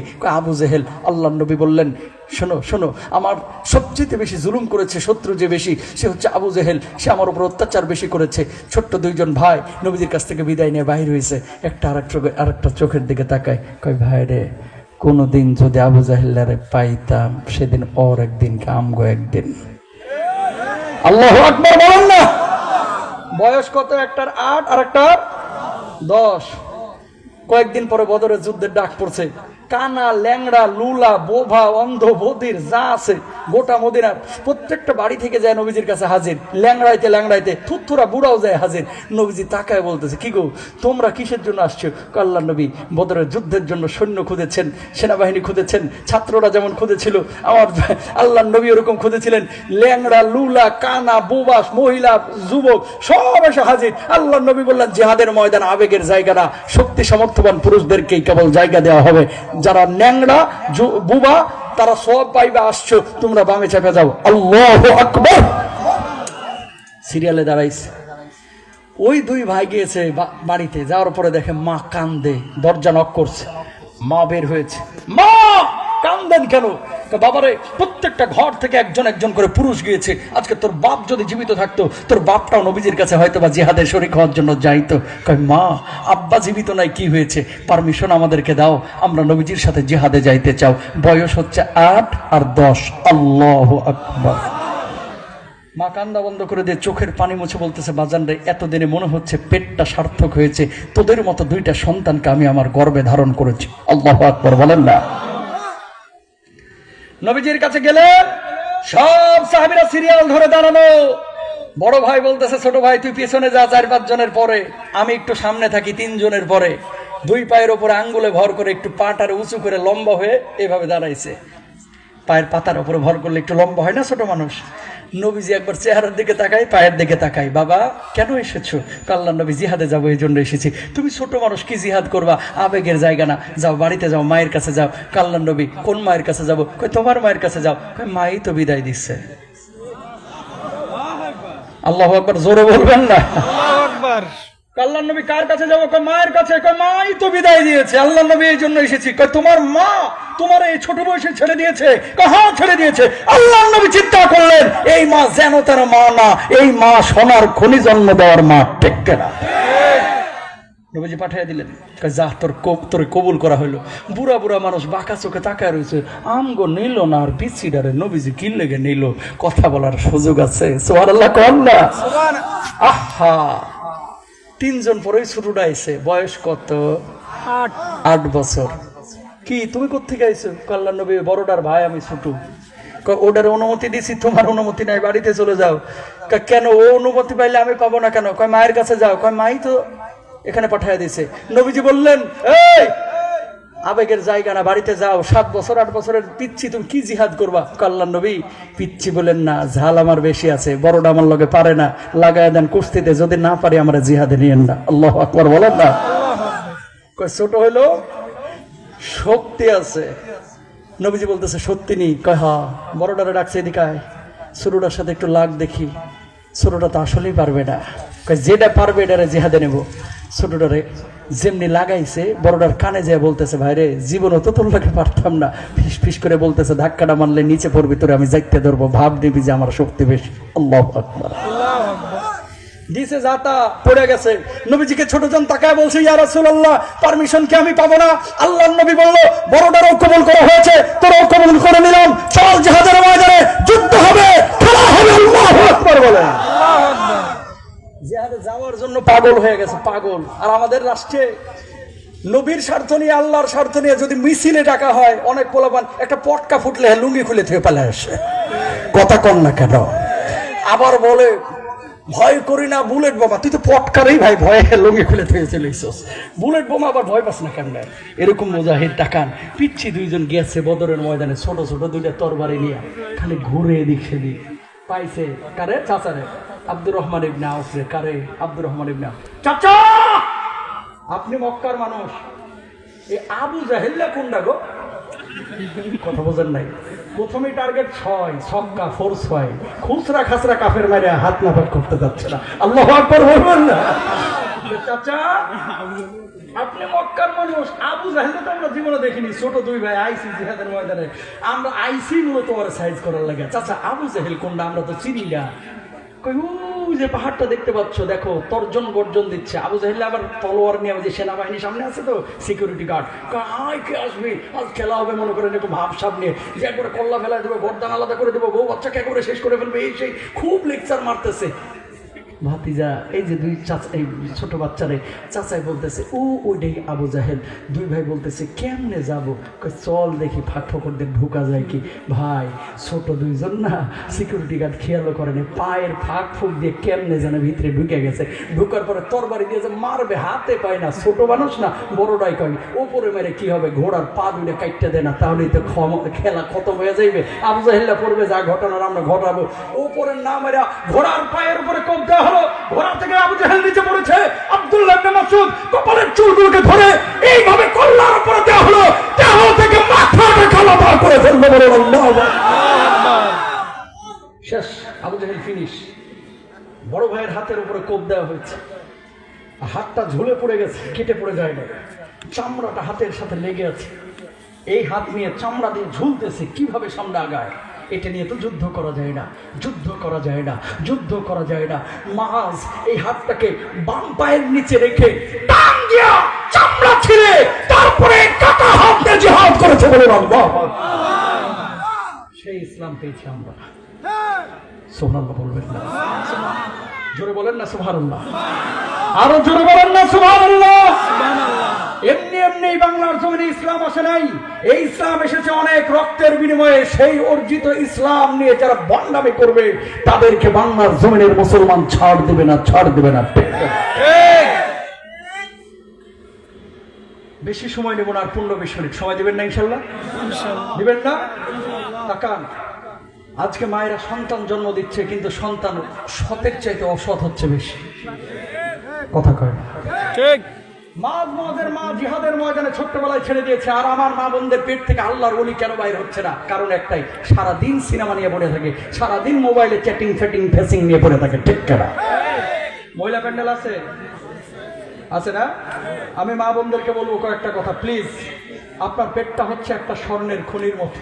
এই পেট থেকে মিজান আজহারি বাইর হয়, এই পেট থেকে আল্লামা সাইদি বের হয়, এই পেট থেকে আল্লাহর ওলিরা বাইর হয়, এই পেট থেকে মুফতি শফি রহমাহুল্লাহ বাইর হয়, এই পেট থেকে জুনায়েদ বাবুনগরী বের হয়। সুতরাং এই পেটটাকে পবিত্র রাখতে হলে নাটক, সিনেমা, সিরিয়াল, অবৈধ কাজ, এই পেটটাকে পবিত্র রাখতে হবে, হালাল খাইতে হবে, পর্দার সাথে চলতে হবে, তাহলেই ছেলে মেয়ে আল্লাহওয়ালা হবে। ঠিক কেনা? সারাদিন আপনি নাটক সিনেমা দেখবেন আর ছেলে মেয়েকে আল্লাহওয়ালা বানাইবেন, এটা কোশ্চেন কালেও সম্ভব না। উজবেকিস্তান সফর ছিল আমার। কোরআনটা যদি বাংলার জমিনে থাকে কি লাভ দেখেন।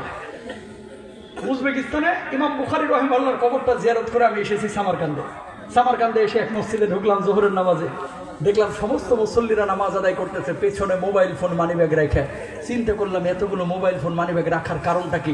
পরে বুঝলাম নামাজে খুজু নষ্ট হবে, এই জন্য মোবাইল ফোন মানিব্যাগ পেছনে রেখে সামনে নামাজ আদায় করতেছে। কতক্ষণ পরে যার মোবাইল মানিব্যাগ শেষে নিয়ে বাড়িতে চলে গেল।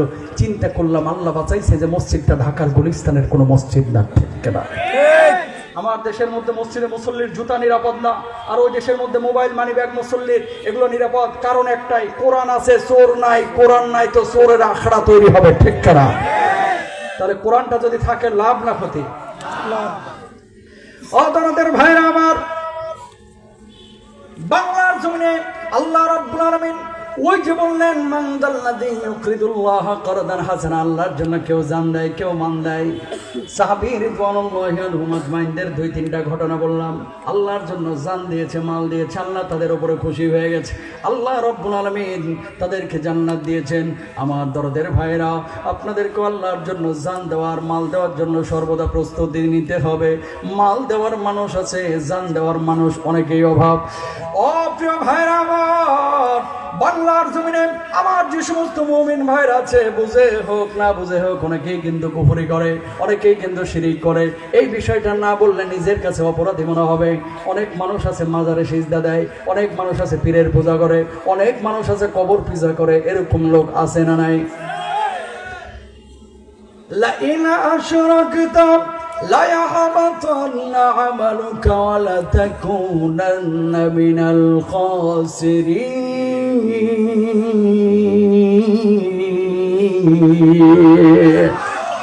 আমার আল্লাহ রাব্বুল আলামিন বললেন, এই দুনিয়ার জিন্দেগিতে কোনো মানুষ যদি শিরিক করে, তার সমস্ত আমলগুলো নষ্ট হয়ে যাবে, সমস্ত আমলগুলো নষ্ট হয়ে যাবে। কিয়ামতের ময়দানে 32 বছর 33 বছর নামাজ পড়ার পরে এমন কিছু মানুষ কিয়ামতের ময়দানে আল্লাহর আদালতের সামনে দাঁড়াবে। আল্লাহ রাব্বুল আলামিন বলবে ফেরেশতারা, রে এই মানুষগুলোর আমলগুলো চেক কর। ফেরেশতারা বলবে, আল্লাহ এই মানুষগুলো নামাজ পড়েছিল, রোজা করেছিল, হজ করেছিল, যাকাত দিয়েছিল, আবার শিরকও করেছিল। আল্লাহ রাব্বুল আলামিন বলবে পেছন দিয়ে শিকল দিয়ে বেঁধে মানুষগুলোকে পিটাইতে পিটাইতে জাহান্নামের মধ্যে নিক্ষেপ কর। মানুষগুলো তখন বলবে, আল্লাহ কি হইল, এতদিন নামাজ পড়ে কি হইল? আল্লাহ বলবে, তুই যে নামাজ পড়েছিলি কোনো নামাজ আমি কবুল করি নাই, সব নামাজগুলোর আমল প্রতিদানগুলো নষ্ট হয়ে গেছে শুধুমাত্র শিরিক করার জন্য। জোরে বলেন নাউযু বিল্লাহ। প্রিয় ভাইরা আমার, 18 জন নবীর কবর আল্লাহ রাব্বুল আলামিন আমারে দিয়ে জিয়ারত করাইছে। আপনারা রমজান মাসে একটা প্রোগ্রাম দেখেন, কাফেলা, আর টিভিতে নবী রাসূলদের বিভিন্ন এলাকা আমি ঘুরে ঘুরে ইফতারের আগে দেখাই। এই প্রোগ্রামটা করতে গিয়ে 1 জন না 2 জন না 18 জন নবীর কবর জিয়ারত করেছি। প্রিয় ভাইরা আমার, আপনারা নিজেরাই বলেন, নবীর কবরের দাম বেশি নাকি ওলির কবরের দাম বেশি? সবাইকে বলতে হবে, নবীর না ওলির? নবীর নাম শুনছেন না? লেবাননে ওনার কবরটা জিয়ারত করলাম। 72 হাত লম্বা কবরের উপরে লেখা, ইদা সাআলতা ফাসআলিল্লাহ ওয়া ইদা ইসতাআনতা ফাসতাইন বিল্লাহ। যখন তোমার কোনো সাহায্যের প্রয়োজন হবে সরাসরি আল্লাহর কাছে চাও, কবরের নবীর কাছে কোনো কিছু চাও না। আল্লাহু আকবার বলো। চাইবো কার কাছে? আমার দেশের মানুষের ধর্মীয় আবেগ বেশি, ধর্মীয় জ্ঞান কম। অনেক মানুষ নামাজ পড়ে না কিন্তু মাজারে গিয়ে সিজদা দিয়ে পড়ে থাকে। অনেক মানুষ নামাজ পড়ে না, গাজাবাজি করে, নামাজ পড়ে না, জটা চুল নিয়ে বসে থাকে। এদের কাছে যাই আল্লাহর জান্নাত পাওয়ার জন্য। আল্লাহর জান্নাত গাজার নিচে না, আল্লাহর জান্নাত জটার নিচে না, আল্লাহর জান্নাত মাজারে না, কবরে না, আল্লাহর জান্নাত হচ্ছে মসজিদে কোরআনের নিচে। ঠিক না? সুতরাং আবেগ দিয়ে ইসলাম চলবে না, বিবেক দিয়ে। দলিল দিয়ে ইসলামকে চালাইতে হবে। আইয়ুব নবী, সালেহ নবী, হারুন নবী, সমস্ত নবীদের কবরে একই কথা লেখে, ইদা সাআলতা ফাসআলিল্লাহ ওয়া ইদা ইসতাআনতা ফাসতাইন বিল্লাহ। যখন তোমার কোনো সাহায্যের প্রয়োজন হবে সরাসরি কার কাছে চাইবা? জোরে বলেন সুবহানাল্লাহ। আল্লাহর নবী বিশ্বনবী সাল্লাল্লাহু আলাইহি ওয়াসাল্লাম কে আম্মা জান আয়েশা সিদ্দিকা রাদিয়াল্লাহু তাআলা আনহা বলছেন, ওগো নবীজি আপনি কি আমারে ভালোবাসেন? আম্মা জান আয়েশা কে নবীজি বললেন, আয়েশা খুব ভালোবাসে তোমারে। আল্লাহর নবী কিয়ামতের ময়দানে আমি কি কোনো ফ্যাসিলিটি পাবো না আপনার স্ত্রী হিসাবে? নবীজি বললেন, কোন ফ্যাসিলিটির কথা? আল্লাহ রাব্বুল আলামিন কি আমার বিনা হিসাবে জান্নাত দিবে না? আল্লাহর নবী জবাব দিলেন, আয়েশা আমল নিয়ে কবরে ঢুকো, তাহলে নবী কবরের ময়দানে, হাসরের ময়দানে তোমার চিনবে। আমলহীন আয়েশা ফাতেমাকে আল্লাহর নবী কিয়ামতে চিনবে না। আল্লাহর নবী আয়েশাকে নিজেই কথা বললেন। আর আমার বাংলাদেশের মানুষ, কিছু কিছু মানুষ আর একজনের উপরে জান্নাতের দায়ভার দেয়। কমক জায়গার মুরিদ হয়েছি, সেই বাবাই আমার জান্নাতে নেবে, এমন মানুষ বাংলার জমিনে আছে না নাই? আল্লাহ রাব্বুল আলামিন কি বলছেন? ইয়াউমা লা ইয়ানফাউ মালুন ওয়ালা বানুন।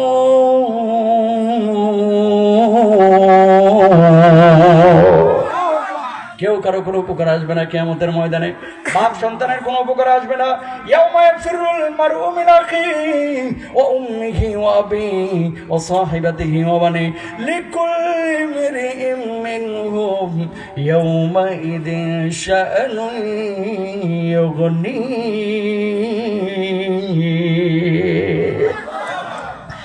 বাপ সন্তানের থেকে পালাবে, সন্তান বাবার থেকে পালাবে, বা সন্তানের থেকে পালাবে। আয়াতের তাফসীর করতে গিয়ে ইবনে কাসির রাহিমাহুল্লাহ বলছেন, এক শ্রেণীর মানুষ দাঁড়াবে আল্লাহর আদালতের সামনে, দুইটা নেক আমল হইলে আজকে জান্নাত দিয়ে দিবে। আল্লাহ রাব্বুল আলামিন এই দুইটা নেক আমলের কারণে তাদেরকে জান্নাত দিচ্ছে না। মানুষগুলো এবার বলবে, আল্লাহ দুনিয়ার জিন্দেগিতে অনেক কাজ করেছিলাম আল্লাহ আপনার জান্নাতের আশায়, আল্লাহ দুইটা নেক আমলের কারণে আপনি আমাদেরকে জাহান্নামে দিয়েন না। বাপ মা এই কিয়ামতের ময়দানে আছে, বাপ মার থেকে দুইটা নেক আমল নিয়ে আমরা জান্নাতে চলে যাব। আল্লাহ রাব্বুল আলামিন বলবে, গোলাম আজকে তোর বাপ মা তোর জন্য একটা আমলের ব্যবস্থাও করবে না রে গোলাম, যা যা যা বাড়িতে যা যা যা জাহান্নামে চলে যা, বাপ মার কাছে কোনো যায় লাভ হবে না। না আল্লাহ একটু সুযোগ দেন, আমার বাপ মার কাছে যাব। আল্লাহ রাব্বুল আলামিন দুইটা নেক আমল আনার জন্য এই বান্দাকে সুযোগ দিবেন। বান্দা মায়ের কাছে যাবে, বাপের কাছে যাবে, বাপ সেদিন কোনো চিনবেই না সন্তানকে।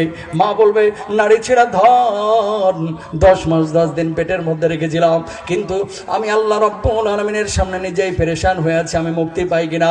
আমার নেক আমল থেকে তোরে একটা কেন দুইটা কেন কিঞ্চিত নেক আমলও তোরে দিতে পারবো না। বলুন আল্লাহু আকবার। মার চাইতে বড় আপন এই দুনিয়ার জিন্দেগিতে কেউ নাই। সেই মাই যদি আপনারা না চিনে, ও দরদের ভাই, কোনো পীর সাহেব, কোনো বড় হুজুর, কোনো মেজো হুজুর, কোনো ছোট হুজুর, কোনো আমির সাহেব আপনার জান্নাতে নিতে পারবে না। আপনার জান্নাতের সামান আপনারাই অর্জন করে কবরে যাইতে হবে, ঠিক কিনা?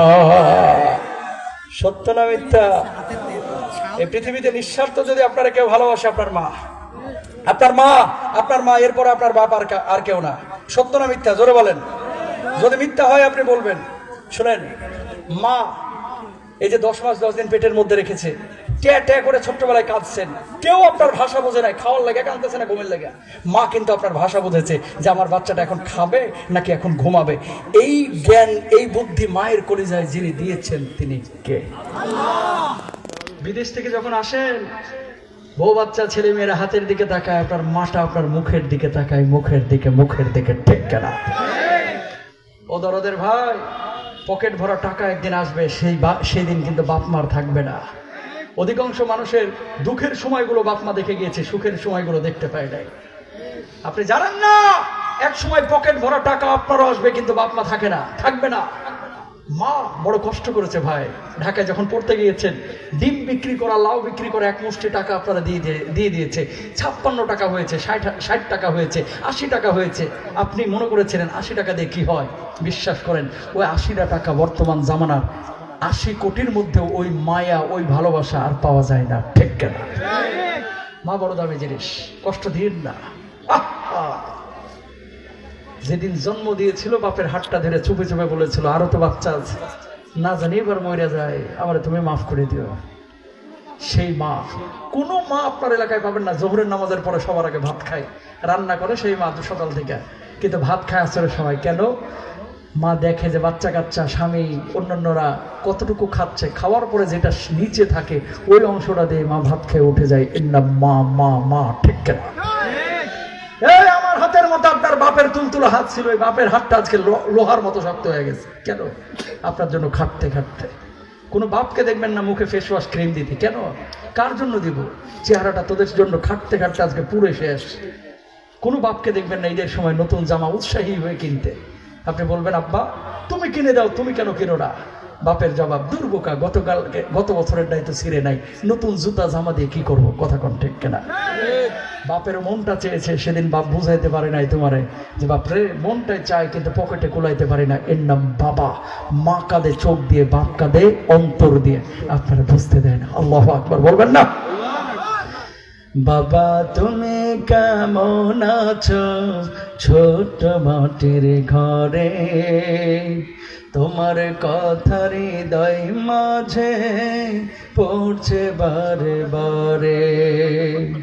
বাবা তুমি কেমন আছো ছোট মাটির ঘরে, তোমার কথার হৃদয় মাঝে পড়ছে বারে বারে। বাবা গো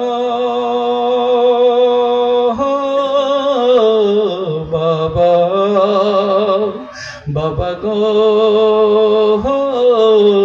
বাবা, কত আদর কত স্নেহ তোমার কাছে পেলাম, সব কিছু হারিয়ে আজকে নিঃস্ব হয়ে গেলাম। কত আদর কত স্নেহ তোমার কাছে পেলাম, সব কিছু হারিয়ে আজকে নিঃস্ব হয়ে গেলাম। ভালোবাসি তোমায় বাবা, বুকটা যে যাই ছেড়ে, তোমার কথার হৃদয় মাঝে পড়ছে বারে বারে। বাবা গো বাবা, বাবা গো বাবা, তোমার মতো আপন কেহ পাই না তোমার খোঁজে, তাই তো আজ ঘুমের ঘরে অশ্রুতে যাই ভিজে। তোমার মতো আপন কেহ পাই না তোমার খোঁজে, তাই তো আজ ঘুমের ঘরে অশ্রুতে যাই ভিজে।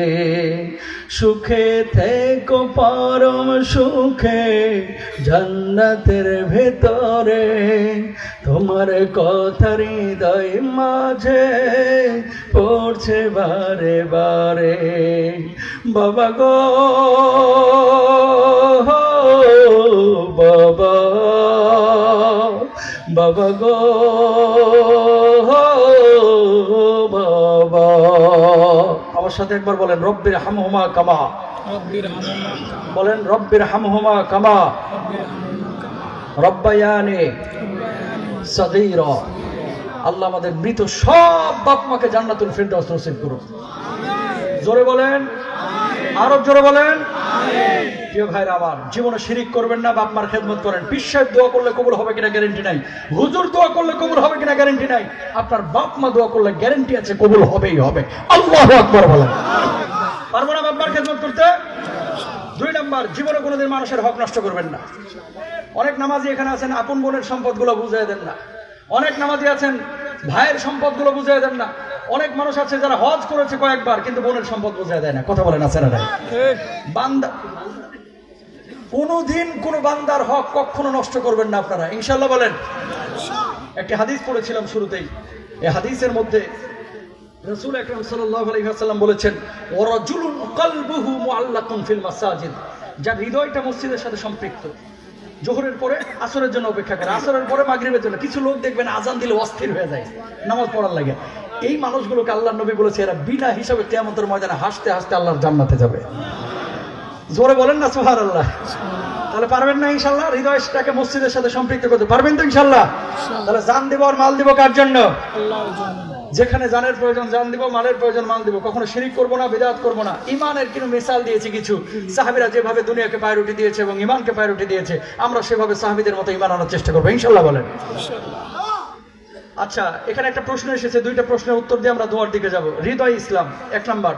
হুজুর আসসালামু আলাইকুম, আপনার কাছে আমি জানতে চাই আমাদের যৌবন কালটা কিভাবে এবং আল্লাহ এবং নবীর তরিকায় কিভাবে কাটাবো, তার করণীয় কি?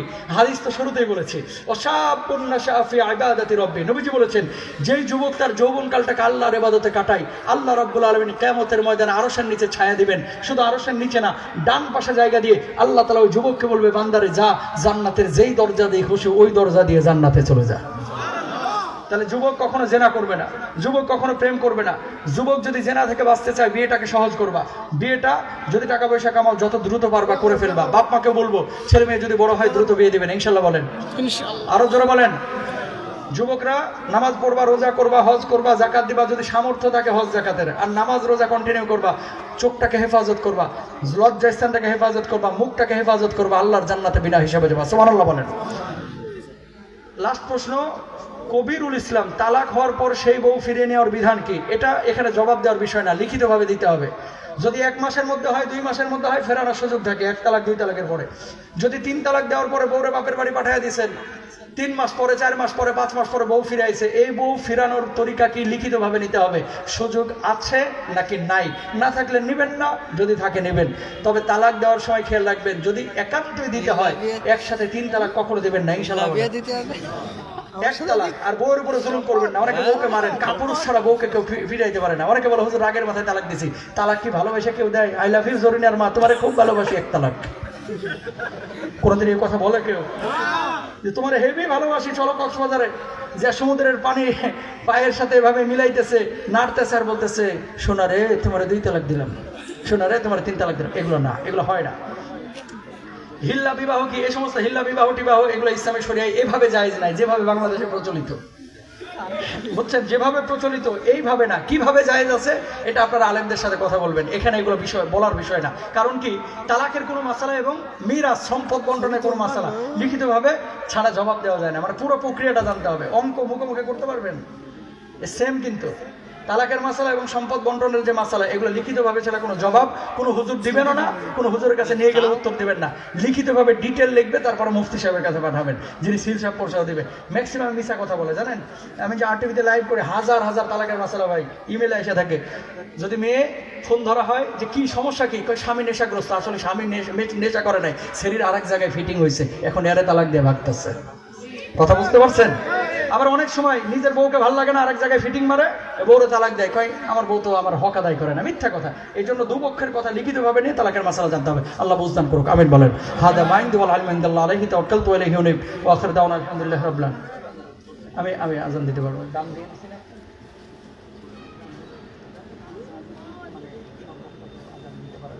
আমি আজানের বক্তারা ভাইয়া, তাফসীর করছে, দোয়া করে দিন ভাইয়া, দোয়া করে দরুদ শরীফ পড়ে। আল্লাহুম্মা সাল্লি আলা মুহাম্মাদ। اللهم آمين.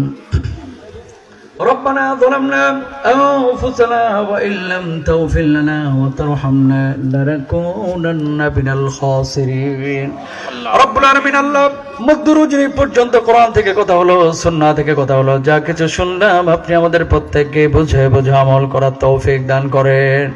আয় আল্লাহ, জীবন অনেক গুনাহ করেছি মাবুদ, জেনে গুনাহ করেছি, না জেনে গুনাহ করেছি, প্রকাশ্যে গুনাহ করেছি, গোপনে গুনাহ করেছি।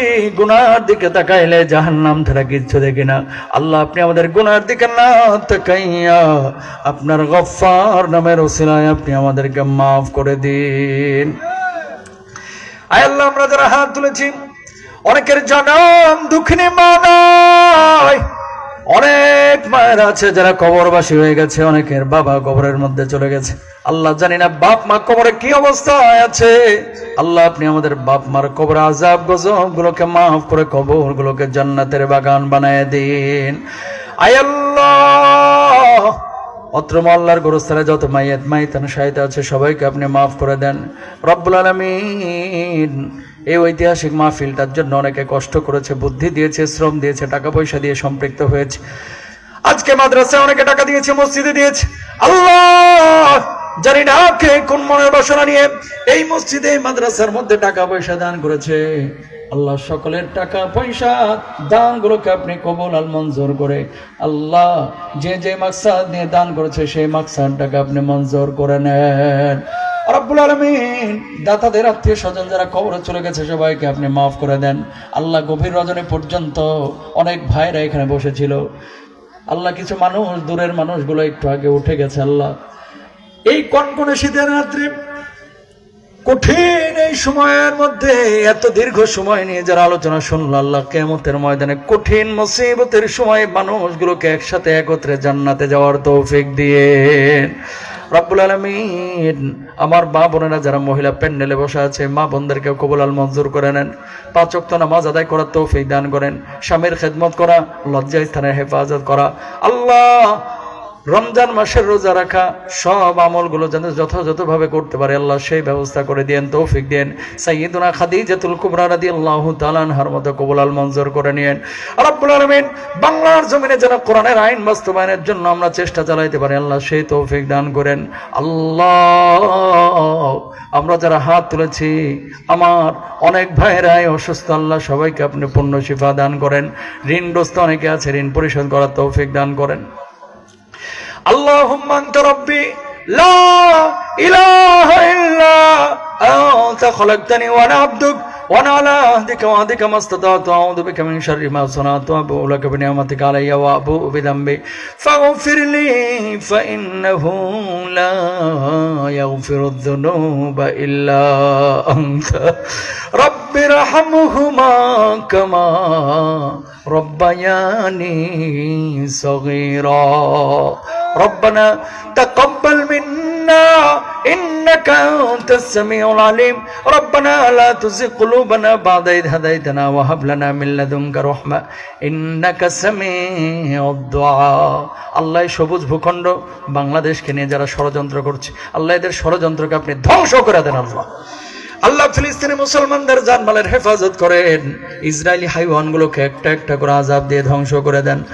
সুবহান রাব্বিকা রাব্বিল ইজ্জাতি আম্মা ইয়াসিফুন ওয়া সালামুন আলাল মুরসালিন ওয়ালহামদুলিল্লাহি রাব্বিল আলামিন। আসসালামু আলাইকুম।